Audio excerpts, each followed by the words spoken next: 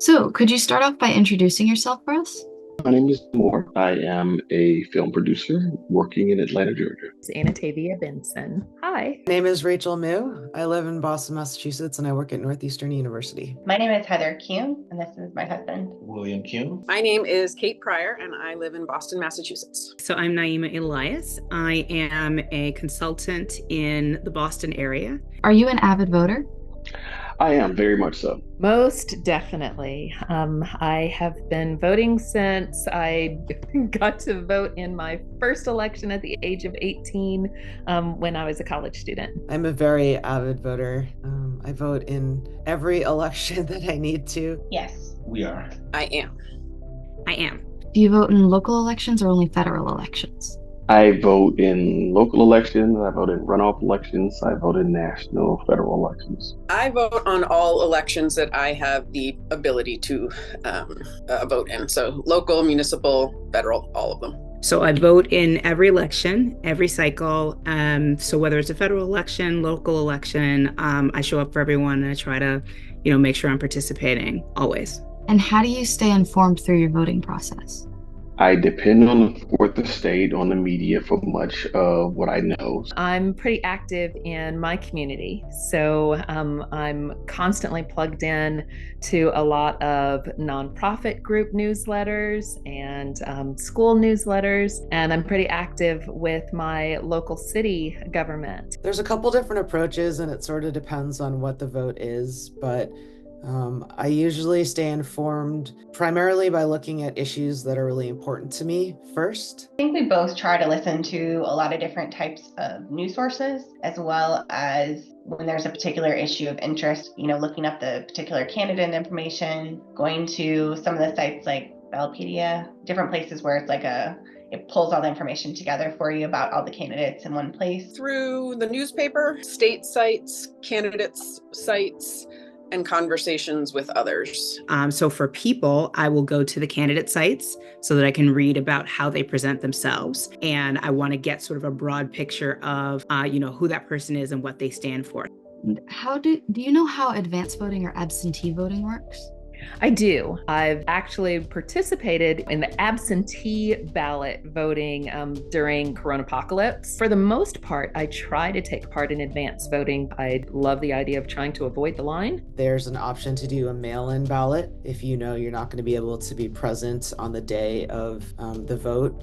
It's actually really easy. I have done it both by being able to mail in a ballot, or I've actually been able to drop it off at one of the boxes outside City Hall. What is your philosophy when it comes to voting? I believe if you don't vote, you exclude yourself from the conversation. If you don't actively go out and vote, you can't complain about the politicians who hold office, because you got to be in the game and care about the game in order to change the game. That before you cast your ballot, you have to do your research and make sure that you're not just listening to what is said, on the news or through social media. Really dig deep and find out, get to the source. Obviously, voting for a particular candidate or a particular issue doesn't necessarily mean that your candidate or issue is going to win. But if you don't vote, then I feel like you don't get to complain later. It is a right and it is a privilege. There's a lot of people that don't believe voting matters, but most of those people probably take for granted that they have the ability to vote. The people that you put into office, if you get the wrong ones in there, they can take away your rights. They can change your way of life. Why do you think someone should vote in local elections even if there are no upcoming federal elections? I believe local elections are actually more important than federal elections. The people that we elect to office, that's who they are. They're our next door neighbors. They're people from our communities.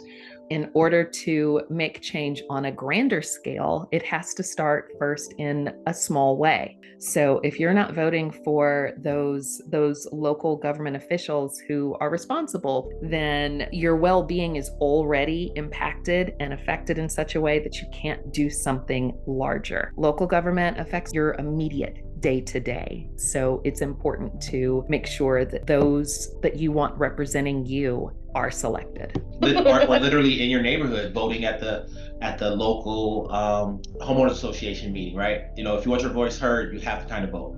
election has implications on a national level, on a congressional level, but your local politics, who's your DA, who is your representative, like those are the people who are going to be making decisions about your neighborhood. Why do you think someone should vote even if they don't like any of the candidates? You want to be counted as someone who affects change. So even if you don't like the candidates, you cast a vote to swing the election in your favor. So you might not like any of the candidates when it comes to all of your issues, but the way that I approach it is I try to vote for a candidate who believes in the issues that are most important to me. I don't like either candidate. They're both going to be bad. You probably have an opinion on one being less bad. And if we're all in this together, if we're all in this country, this life, this everything together, I want it to be less bad.